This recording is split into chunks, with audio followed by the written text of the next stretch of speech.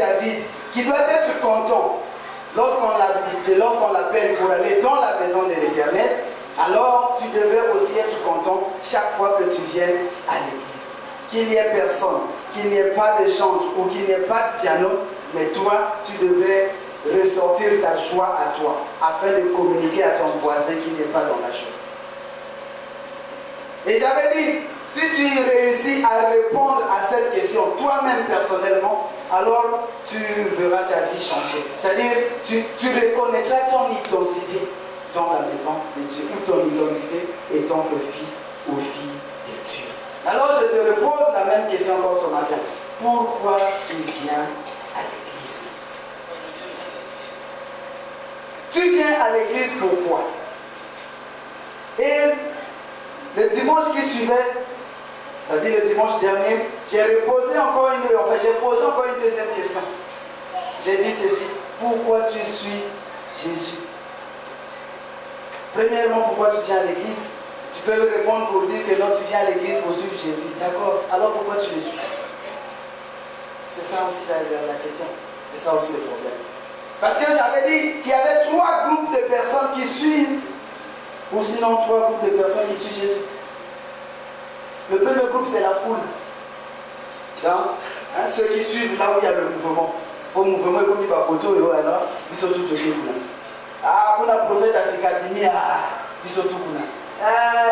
Mon voisin, on a dit bien, ils sont tous là. Et toi-même, tu ne sais pas pourquoi, parce que tu vois les autres suivre, partir et toi aussi tu es parti.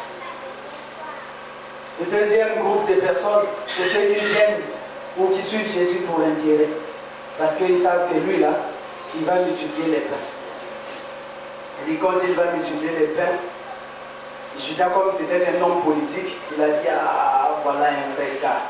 Celui-là, si on le prend là, pour roi des Juifs, réellement, c'est fini, le chômage dans le pays est fini. Il n'y aura plus de travaux forcés, parce qu'il va commencer à multiplier. Il va commencer à multiplier et c'est lui qu'il faut suivre. Comme ça, dès qu'il est à la tête, moi je suis ministre des Finances. Ça, c'était le plan de Judas. Maintenant, toi, tu suis Jésus. Pourquoi? Pour quel intérêt? Parce qu'il doit te guérir simplement. Et après, quand tu auras la guérison, que feras-tu? Parce qu'il doit te donner le mariage ou bien parce qu'il doit te donner le boulot? Et après, ce n'est pas étonnant que tous ceux qui ont du boulot aujourd'hui ne viennent plus à l'église. Ce n'est pas étonnant que tous ceux qui ont tenu des enfants aujourd'hui ne viennent plus à l'église. Parce que l'enfant est devenu l'handicap. Il dit, papa, c'est l'enfant. Non, je n'ai plus le temps. Mais hier, tu courais là, tu marchais. Derrière, c'est Jésus. C'était pourquoi? Ceux qui viennent pour un intérêt, dès que leur intérêt est accompli, c'est fini, ils ne suivent plus Jésus. C'est la vérité. Alors toi, tu suis Jésus pourquoi? Toi, tu suis Jésus pourquoi? Et troisième groupe de personnes, c'est ceux qui suivent Jésus pour l'amour. Et quand tu suis Jésus pour l'amour, qu'il pleuve, qu'il neige, qu'il vente, qu'il ne fasse chaud ou pas, toi tu es là, fixe avec Jésus. Tu n'as pas d'autre intérêt que ton âme que tu veux sauver. Et tu diras en ce moment-là comme Pierre, à qui irai-je, Seigneur? Car toi seul tu as des paroles de vie et de vérité. Parce que dans le monde il n'y a pas la parole de vérité. Dans le monde il n'y a pas la vie. Même pas dans la famille. Mais seul Jésus peut te donner la vie. Seul Jésus peut te restaurer. Alors toi tu suis Jésus. Pourquoi? Et encore ce matin je vais ajouter, si réellement tu suis Jésus pour l'intérêt de ton âme, alors sache que le meilleur endroit où l'on peut être, c'est dans la volonté de Dieu. Si tu crois suivre Jésus pour ton âme et que tu n'es pas dans la volonté de Dieu, mon frère, tu es encore à côté. Il n'y a pas un meilleur endroit où l'on peut être dans la joie, dans la satisfaction, si tu n'es pas dans la volonté de Dieu. Est-ce que là où tu es maintenant, ou ce que tu es en train de faire maintenant, ou ce que tu es en train d'accomplir maintenant, est en rapport avec la volonté de Dieu? Voilà une autre question. Alléluia. Tu ne peux rien faire dans ce monde qui ne soit pas la volonté de Dieu. Car si tu fais quelque chose qui est au contraire de la volonté de Dieu, alors tu n'es pas agréé par Dieu. Alors pourquoi tu suis Jésus? Et si tu suis Jésus, pourquoi ne fais-tu pas sa volonté? Alléluia. Donc à l'église, il ne faut pas venir pour les plaisir de venir. Il ne faut pas venir pour venir faire plaisir au pasteur. Non, pauvre de moi. On s'est connu dans le Seigneur, mon frère. Donc ne viens pas pour moi. Je ne ferai rien pour toi. Je ne te donnerai rien. Mais c'est Jésus dont je te parle ce matin. Lui, il est capable de te donner quelque chose. Lui, il est capable de te satisfaire de tout ce dont tu en as besoin. Pourquoi tu viens à l'église? Pourquoi tu suis Jésus? Alléluia. Et si tu crois que le but pour lequel tu suis Jésus n'est pas encore accompli, alors persévère. Les conseils que moi je peux te donner, c'est ça. Persévère. Parce qu'un jour, tu verras sa main. Pierre a failli abandonner un certain moment. J'ai marché avec toi, Seigneur, 3 ans. Et après 3 ans, tu es mort, tu es parti, tu nous as laissés comme ça. Même la promesse que tu m'avais faite d'aller pêcher les hommes, je ne l'accomplis même pas. Qu'est-ce que je deviendrai? Il est reparti faire la pêche, comme d'habitude. Mais quand le temps était arrivé, le Seigneur lui a donné le Saint-Esprit. Et quand Pierre a reçu le Saint-Esprit, il n'avait plus jamais vu, même devant la mort. Pierre pouvait se présenter devant la justice de ce monde, devant les soldats de ce monde, devant n'importe qui. Il pouvait le reculer. Parce que là, il avait maintenant un objectif. Alléluia. Alors, que cela ne te fasse pas peur, mais que plutôt cela t'aide à comprendre pourquoi tu es à l'église et comment tu dois marcher pour suivre ce Jésus. Dimanche dernier, nous avions parlé du mystère de l'iniquité. Et je disais que dans le mystère de l'iniquité, ou sinon que la Bible tout entière a parlé de 2 grands mystères. Il y a le mystère de Dieu et le mystère de l'iniquité. Nous avons vu que le mystère de Dieu était caractérisé par l'amour de Dieu. L'amour de Dieu que le diable ne connaît pas et que le monde même ne connaît pas, ou sinon celui qui n'a pas Jésus en lui ne peut pas connaître. Car l'amour de Dieu, c'est celui-là qui nous a enseigné dans le livre de Luc, au chapitre 15, je crois, verset 11. À partir du verset 11. L'histoire du fils prodigue. Il dit, voilà un homme qui a pris les biens de son père, qui est allé les dilapider, il est allé faire n'importe quoi avec, il s'est retrouvé dans la boue, dans le péché. La Bible précise, la Bible dit que cet enfant était devenu et commençait à manger les carouches. Les carouches, c'était la nourriture des porcs. S'il est arrivé à manger la nourriture des porcs, il était lui-même donc identique à un porc. Or, le porc, selon la loi juive ou la coutume hébraïque, c'est un animal impur. On ne pouvait pas le manger, on ne pouvait pas. Alors lui, cet enfant était devenu identique à un porc. Il était devenu un porc donc impur devant les yeux des hommes et devant tout le monde. Mais lorsque cet enfant s'est souvenu au-dedans de lui qu'il gêne mon père qui habite quelque part et que je partirai lui demander pardon. Quand il a appliqué cette décision, il est arrivé devant son père. Il lui a dit, Père, je ne suis plus digne d'être appelé ton fils. Car j'ai péché contre toi et contre le ciel. J'ai aimé sa parole. Il n'a pas dit, Père, je ne suis plus ton fils. Non. Il a dit, je ne suis plus digne d'être appelé fils. Mais au fond de lui, il sait qu'il est toujours son fils parce qu'il a les chaînes. C'est celui-là qui reconnaît qu'il a les chaînes de Dieu qui est capable de se repentir quand il sait qu'il est tombé. Alléluia. Quand tu sais que tu es tombé, bien aidé, réponds-toi. Le Seigneur est là, prêt pour t'attendre. Il a suffi qu'il confesse, qu'il dise ça. Il dit, Père, je ne suis plus digne d'être appelé ton fils. Considère-moi comme un de tes serviteurs. Son père a dit, viens dans mes bras. Avec tout le péché, tout son état d'impureté, son père l'a embrassé. Il n'a pas vu comment il était devenu pécheur. Il ne lui a même pas posé la question, qu'est-ce que tu as fait tout ce temps? Qu'est-ce qui est devenu mon argent? Non, mais le fait qu'il a reconnu son père. Il a reconnu son père parce qu'il l'appelait Père. Alléluia. Dieu nous fera grâce un jour, on va enseigner, on va faire l'enseignement sur la prière. Et vous allez comprendre pourquoi Jésus nous recommande. Et chaque fois avant que tu les pries, il faut d'abord dire Père, mon Père qui est aux cieux. Alléluia.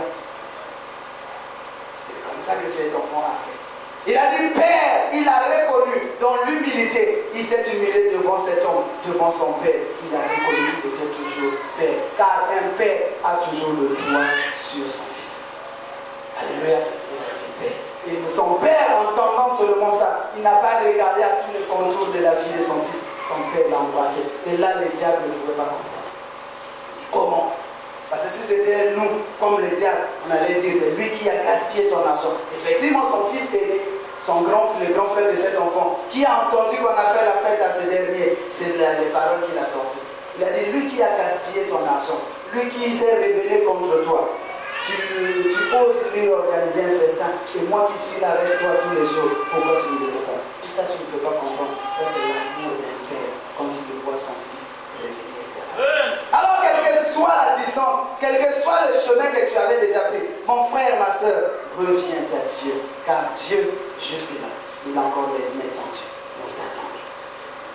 Dis, viens dans ma maison. Il n'y a que lui seul qui peut te racheter, qui peut te sauver.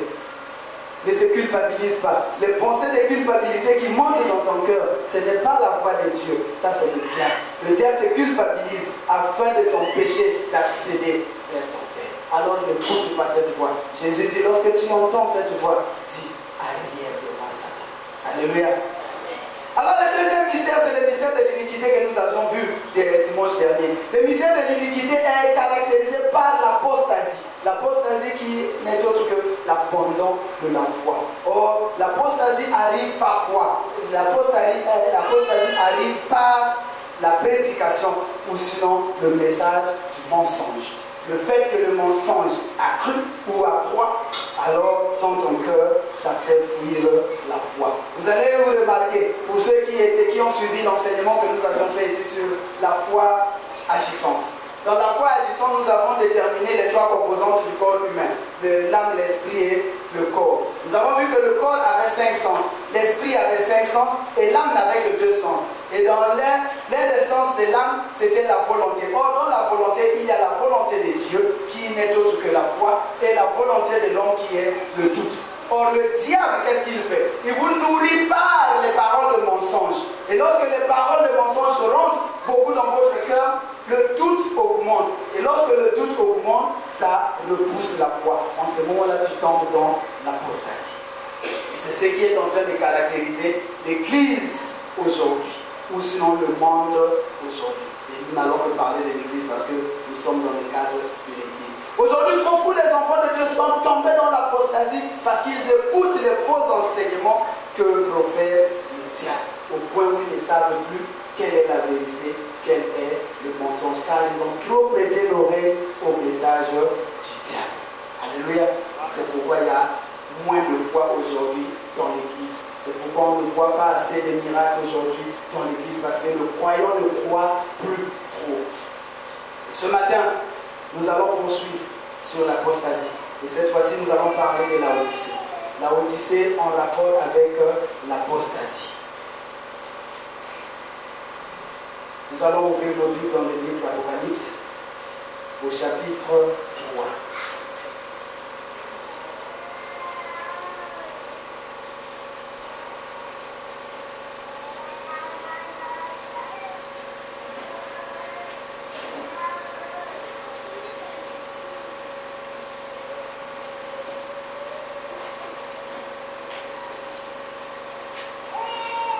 Apocalypse chapitre 3, je vais lire à partir du verset 14. Le titre dans la Bible ici, pour ceux qui ont les secondes, les Bibles, ils ont en marque souvent le titre. Et chez moi, on a écrit message à l'église de la Odyssée, l'église dans son état final d'apostasie. Dans d'autres versions, on peut vous parler de la 7e lettre envoyée à une église. J'ai dit le Seigneur, à partir du verset 14, écrit à l'ange de l'église de Laodicée. Voici ce que dit l'Amen, le témoin fidèle et véritable, le principe de la création de Dieu. Je connais tes œuvres. Je sais que tu n'es ni froid ni bouillon. Puisses-tu être froid ou bouillon? Ainsi, parce que tu es tiède et que tu n'es ni froid ni bouillon, je te vomirai de ma bouche. Parce que tu dis, je suis riche, je me suis enrichi et je n'ai besoin de rien.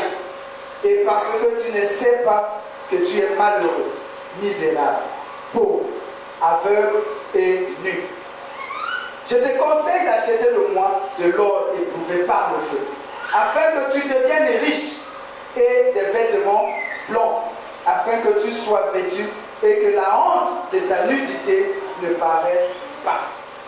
Et un collier pour oindre tes yeux, afin que tu vois. Moi, je reprends et je châtie tous ceux que j'aime. Aie donc du zèle et réponds-toi. Amen. Amen. Amen. Ça, c'est la lecture de la lettre qui a été écrite et envoyée à l'église de Laodicée. Nous parlons de l'apostasie et de Laodicée et de l'apostasie. L'apostasie que nous avons commencé à voir depuis dimanche dernier, c'est un mot grec qui veut dire apostasia. Apostasia qui n'est autre que l'abandon de la foi, mais caractérisé par la rébellion. Ce sont les signes que vous allez reconnaître de l'apostasie. La rébellion, la déviation, l'écart, l'éloignement et la déchéance. Ces caractéristiques-là poussent à l'abandon de la foi. Lorsque vous remarquez le comportement d'un frère ou d'une sœur qui devient rebelle vis-à-vis de l'église ou peut-être de la parole de Dieu, sachez qu'il a atteint l'apostasie. Parce qu'il commence à s'opposer à la parole ou sinon à la saine doctrine. Quand quelqu'un commence à prendre de l'écart, de l'éloignement de l'œuvre de Dieu, de la volonté de Dieu, sachez qu'il a atteint de l'apostasie. Parce qu'il ne peut plus s'approcher, parce qu'il ne supporte plus l'enseignement vrai, la vraie doctrine. Il commence à prendre une autre tangente. Ce sont les éléments, les caractéristiques de l'apostasie, d'après sa définition venant du grec. Et Laodicée est l'une des églises, l'une des 7 églises de l'Asie mineure. Lorsque l'apôtre Jean a été emprisonné dans la période où on menaçait tous les apôtres, à son tour, lui, on l'a attrapé, on l'a crevé les yeux, on l'a envoyé dans l'île de Patmos. Il a été emprisonné là-bas, c'est là-bas qu'il subissait sa peine.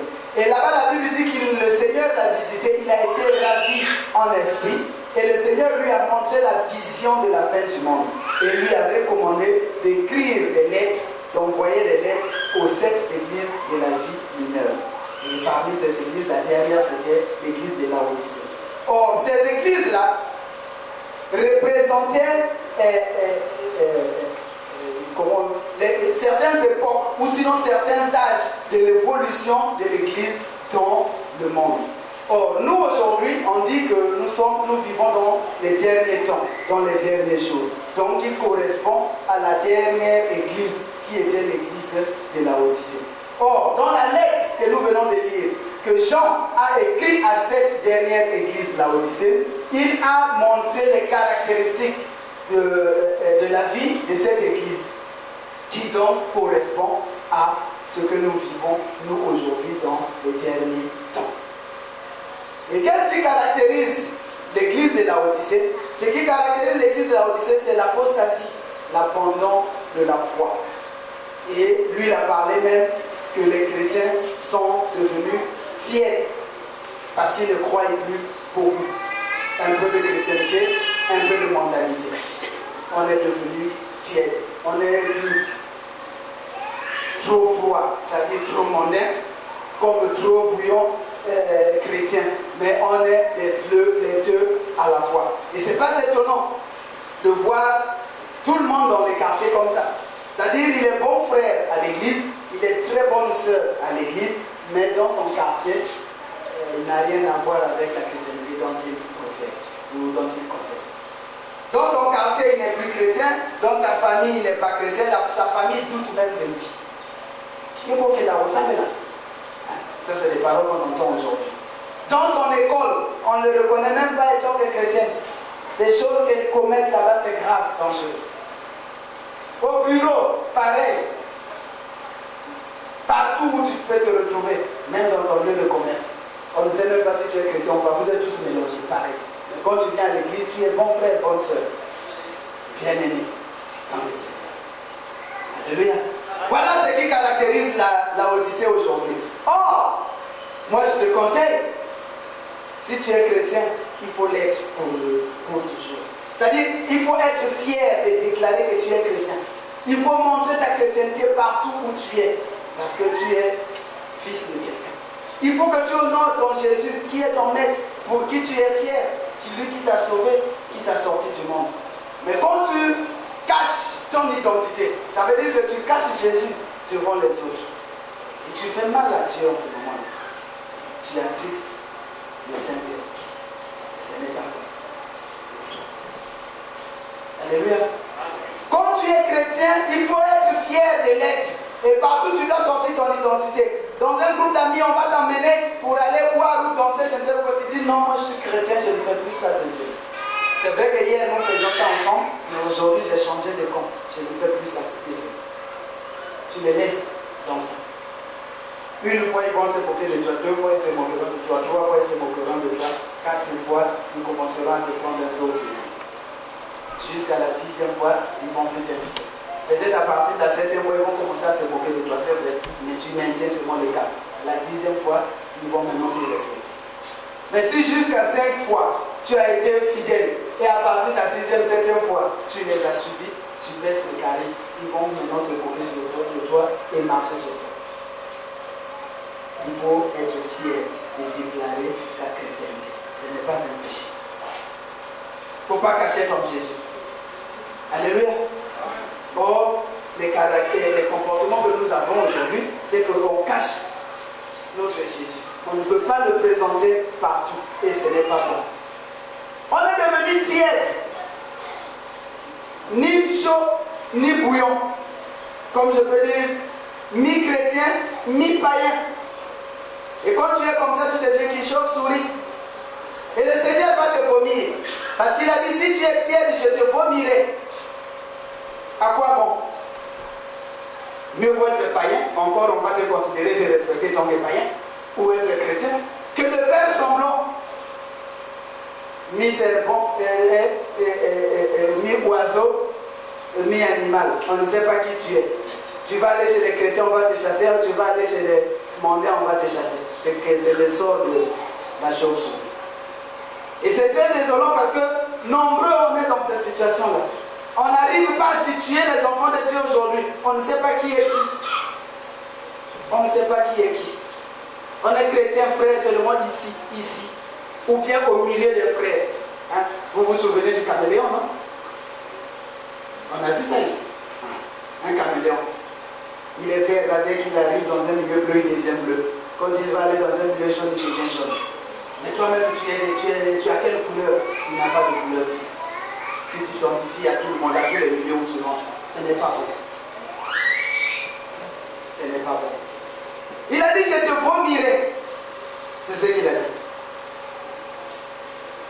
Ainsi, parce que tu es tiède et que tu n'es ni froid ni bouillon, je te vomirai de ma bouche.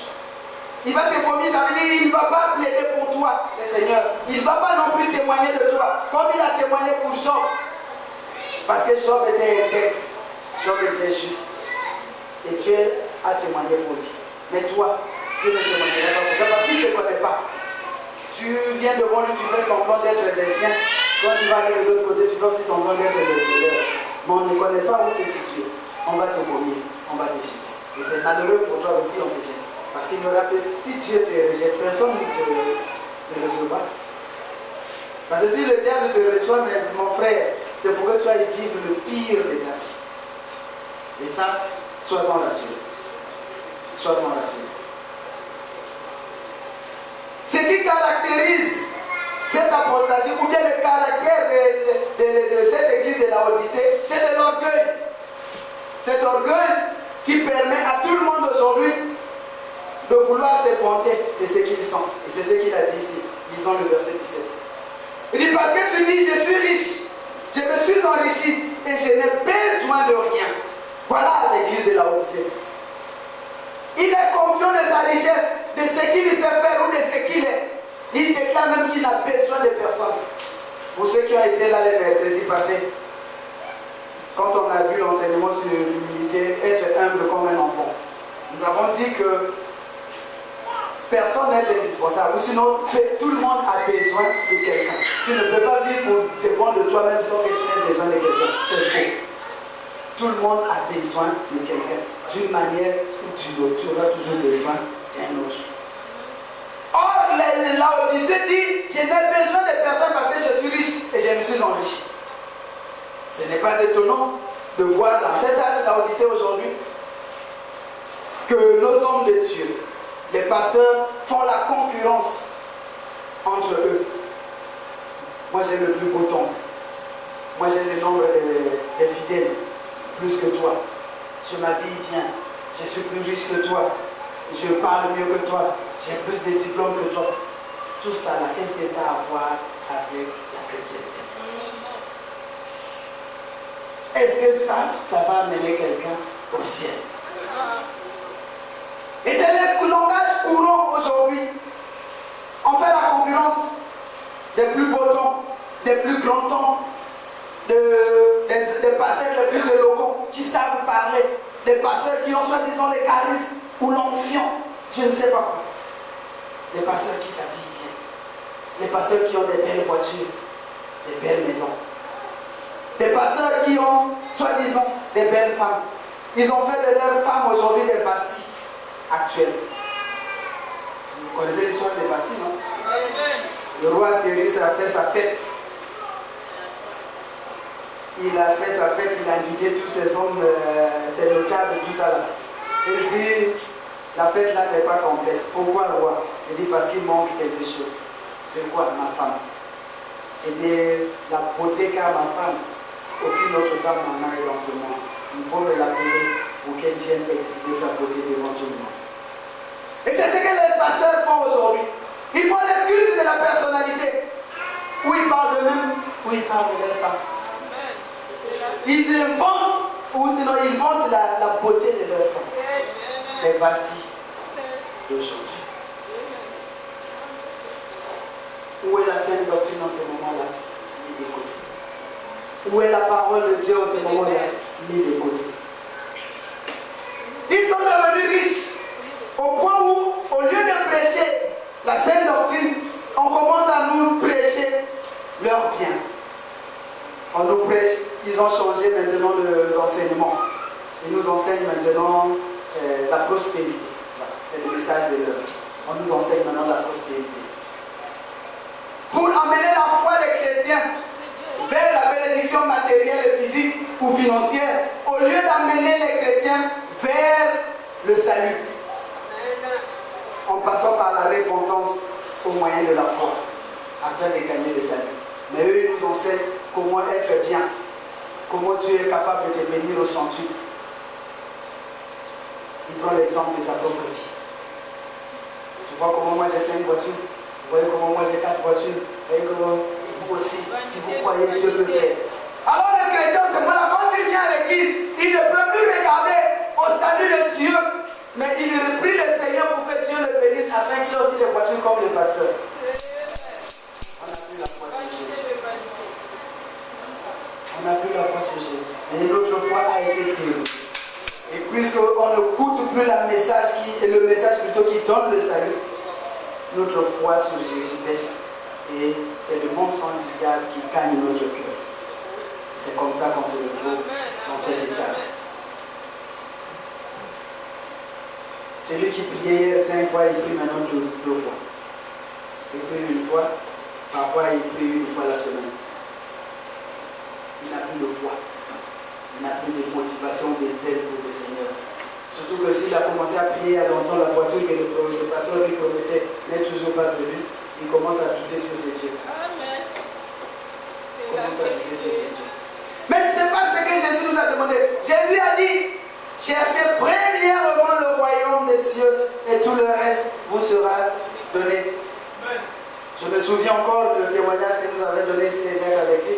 Il disait, les femmes se sont retrouvées devant le bijoutier.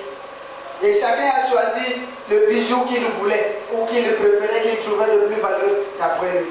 Mais une d'elles a dit, oh, toi tu ne prends pas, elle dit non, je n'ai pas besoin de bijoux, mais j'ai besoin du bijoutier. Parce qu'elle savait, en ayant le bijoutier, elle aura tous les bijoux. Mais ceux qui ont pris les bijoux ont abandonné tu resteras tranquille. Alléluia. C'est pourquoi il dit cherchez premièrement le royaume, cherchez premièrement Jésus. Jésus lui-même. Quand tu auras Jésus, tu auras voiture, tu auras garçon, tu auras femme, tu auras maison, tu auras boulot, tu auras enfant, tu auras l'argent, tu auras tout. Par-dessus tout, tu auras la paix du cœur. Alléluia. Par-dessus tout, tu auras la paix du cœur. Parce que quand tu auras la voiture sans Jésus, tu ne dormiras plus. Tous les jours, Punet Toboki. Hein, vous connaissez, non? Quand on était dans le monde, Mathieu avait chanté. Je croyais que ceux qui ont sonné une voiture passent dans les ici. Mais Tobo sont pas essentiels. Punet Toboki, un salaboué, un prise de sel, tout ça. Jusqu'à la voiture, Jésus d'abord.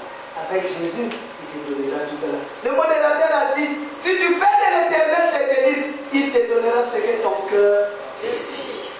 C'est-à-dire, avant que tu l'aies prié, mais si tu l'as simplement désiré dans ton cœur, sachant que Dieu est devenu tes délices à toi, alors il te donnera sans que même tu l'aies demandé. Il a dit, si toi, Père, tu sais donner de bonnes choses à ton fils, à combien de fois tu besoin de moi de Dieu, Créateur, qui te connaît mieux de toi-même.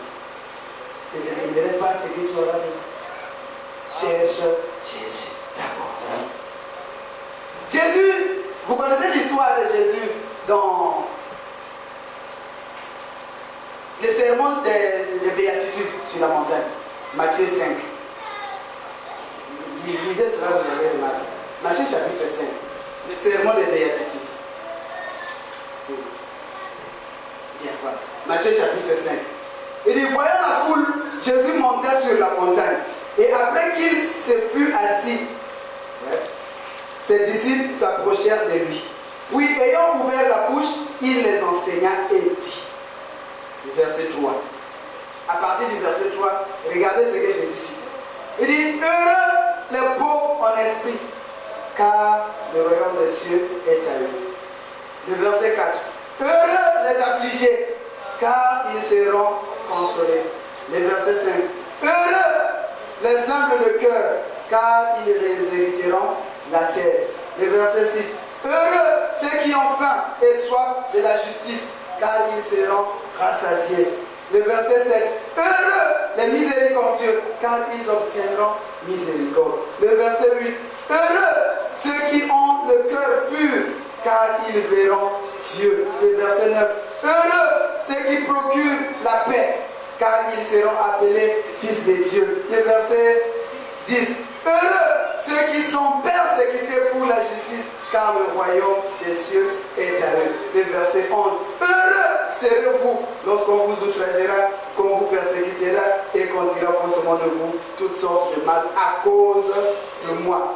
Et il termine en concluant par réjouissez-vous et soyez dans l'allégresse, parce que votre récompense sera grande dans les cieux, car c'est ainsi qu'on a persécuté les prophètes qui ont été avant vous. Il a cité, je ne sais pas, plus de 8 fois être heureux, ou 9 fois. Est-ce qu'a-t-il dit, heureux serez-vous lorsque vous aurez les biens? Non, mais disait ça bien. Est-ce qu'il a-t-il dit, heureux serez-vous lorsque vous aurez un grand temple le plus beau? Ou lorsque vous aurez des voitures? Non. Mais ce qu'il a cité ici, que nous serons heureux lorsqu'on aura attrait à ce qui est spirituel. Pas ce qui est matériel. Alors pourquoi on nous oblige à vouloir abandonner le spirituel pour suivre le matériel? Il n'a pas plébiscité Matthieu. Matthieu était son disciple, n'est-ce pas? Matthieu était un collecteur d'impôts. Donc, un inspecteur des impôts de chez nous actuellement. Et vous savez ce qu'ils sont. Vous connaissez l'histoire de Zachée. Zachée aussi était un collecteur d'impôts, avec beaucoup d'argent. Et Matthieu aussi était pareil. Le jour où Jésus appelle Matthieu pour rejoindre le groupe des disciples, Pierre n'était pas d'accord ainsi que les autres. Pourquoi? Parce qu'ils trouvaient que Matthieu était de la catégorie des Romains. Parce qu'il travaillait dans le compte des Romains pour arnaquer les autres, ses frères juifs. Donc Matthieu avait de l'argent. Il n'était pas un pauvre disciple comme les pierres des pécheurs, les saints des pécheurs. Mais quand Jésus parle de ceux qui doivent être heureux, Mais il ne plébiscite pas Matthieu qui avait beaucoup d'argent pour prendre son exemple. Non. Comme nous font les pasteurs aujourd'hui. Au lieu de nous prêcher l'évangile, au lieu de nous parler de Dieu, ils nous parlent de ce qu'ils ont, ou sinon desquels qui viennent les plus charismatiques de l'Église.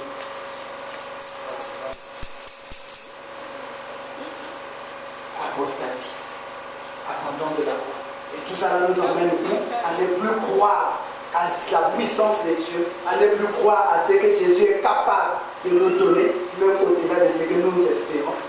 Mais nous commençons à espérer au point où même nos prières ont été transformées. Nous ne prions plus pour attendre que la volonté de Dieu s'accomplisse dans nos vies, mais nous prions pour diriger Dieu vers notre volonté. Seigneur, je veux me marier. Et j'aimerais que tu me donnes un mari qui a une voiture avec une belle maison. Un mari qui a une bonne situation.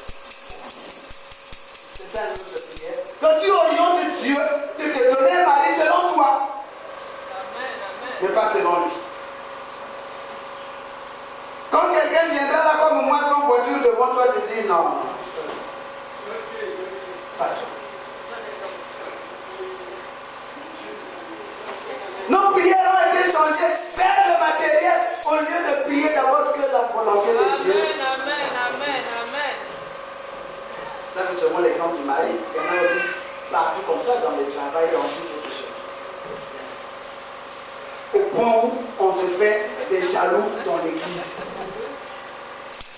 Parce qu'on l'a su, il est au sujet. Ou parce qu'il a eu comme toi, il ne fallait pas qu'il ait comme toi.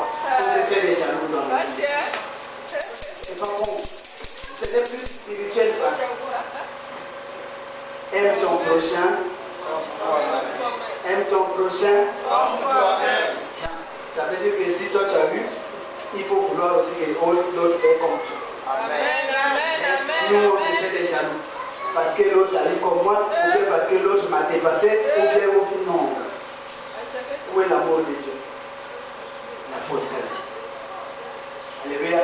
Amen. Et aujourd'hui, il est en train de battre son plein, l'apostasie. Mais Paul, il attire notre attention. Non, c'est Jean plutôt. Dans le livre de 1 Jean. Il attire notre attention. 1 Jean chapitre 4, le premier verset, il dit ceci. Bien-aimés, n'ajoutez pas foi à tout esprit, mais éprouvez les esprits pour savoir s'ils sont de Dieu, car plusieurs faux prophètes sont venus dans le monde. 1 Jean chapitre 4, premier verset. Ça c'est l'apôtre Jean qui attire notre attention. Il dit bien aimé, n'ajoutez pas foi à tout esprit, mais éprouvez les esprits pour savoir s'ils sont de Dieu. Car plusieurs faux prophètes sont venus dans ce monde. Ce n'est pas parce qu'il parle du nom de Dieu qu'il est de Dieu. Non, c'est pourquoi il vous est encouragé d'avoir la Bible et lire la Bible. Parce que quand vous lirez la Bible, vous connaîtrez ce que Dieu a dit dans ses Écritures. Et lorsque quelqu'un se mettra là pour commencer à vous parler, vous devrez sonder ses Écritures. Vous devrez sonder son esprit.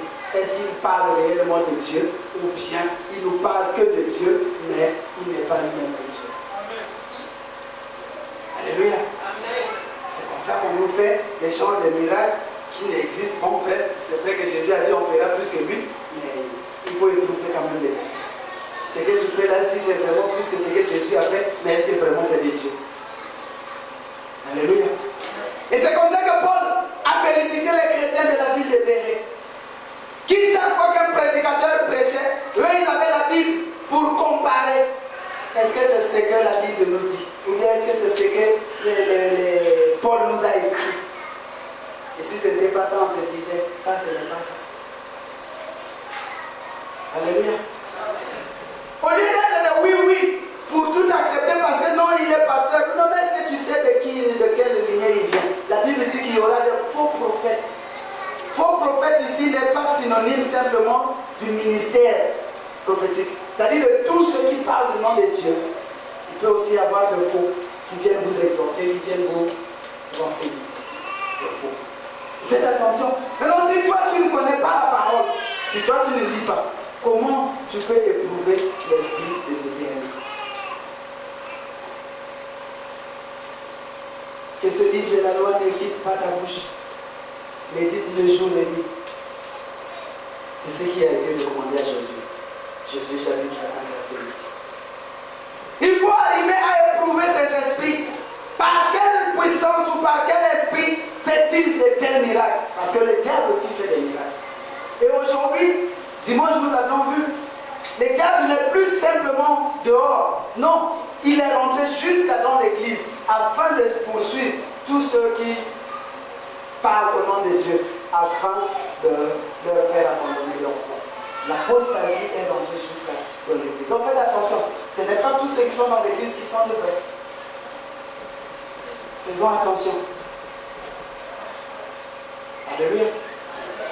Alors, mission t'est donnée, toi, fille de Dieu, toi, fils de Dieu, de méditer la parole, avoir une bonne relation avec l'Esprit, qui lui seul peut te révéler qu'est-ce qui est vérité. Parce qu'il te sera difficile de savoir. Parce que tous, nous allons parler du nom de Dieu. Tous, nous allons lire le même verset, qu'il faut éprouver les esprits. Oui, quelqu'un peut aussi le dire pour cacher sa nature derrière. Mais si toi, tu n'es pas emporté par l'Esprit de Dieu, parce que ce qui est vrai, le Saint-Esprit, on ne peut pas le corrompre. On ne peut pas corrompre le Saint-Esprit. Donc, si tu as le Saint-Esprit par-dedans toi, et que tu as la facilité de méditer, et quand tu vas méditer, le Saint-Esprit te révèle. Or, puisque tu ne médites pas, tu n'as pas une bonne relation avec le Saint-Esprit, il ne te parlera pas non plus. Et c'est comme ça que tu vas accepter tout ce qui n'est pas acceptable. Il faut être éveillé. Il faut être éveillé, car les temps sont mauvais. Les temps sont mauvais. Il faut t'éveiller dans la prière et la méditation. Il faut être éveillé dans la prière et dans la méditation. Ils sont rentrés dans l'église. Regardez. Ecclésiaste dit il n'y a rien de nouveau sous le soleil, n'est-ce pas? Regardez ce qui s'est passé à l'époque. Dans le livre de 2 Rois. Il y a eu aussi des gens comme ça qui sont rentrés dans le temple de Dieu, se proclamant être les sacrificateurs pour proférer des paroles de mensonge. 2 Rois chapitre 17. 2 Rois chapitre 17. À partir du verset 32, 33, j'ai dit. Ils craignaient aussi l'Éternel. Et ils se créèrent des prêtres des hauts lieux parmi eux. Ouais. Eux aussi craignaient l'Éternel. Mais ils se sont créés des prêtres de haut lieu parmi eux.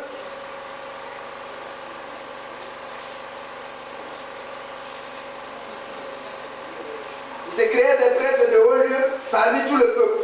Ces prêtres offraient pour eux des sacrifices dans les maisons de haut lieu. Ainsi, ils craignaient l'Éternel et ils servaient en même temps leur Dieu, d'après la coutume des nations d'où on les avait transportés. Voyez, ils craignaient Dieu, ils étaient dans le temple. Qu'est-ce qu'ils ont fait? Ils ont fabriqué des prêtres, des sacrificateurs pour les aider à offrir de l'offrande à Dieu. Mais ces prêtres-là, après qu'ils aient fait le service, soi-disant de Dieu, le soir, ils partaient prier leur Dieu. Et c'est ce qui se passe aujourd'hui. Ils sont dans le temple, dans l'église, ils parlent au nom de Dieu. Mais le soir, ils sont dans les cimetières. Le soir, ils sont chez les féticheurs. Le soir, ils sont en train d'incanter avec leurs talismans. Aujourd'hui, ils ont, sous prétexte qu'ils portent des croix, sous prétexte qu'ils ont des bagues, tout ça là. Or, dans ces croix ou dans ces bagues-là, c'est toute autre chose.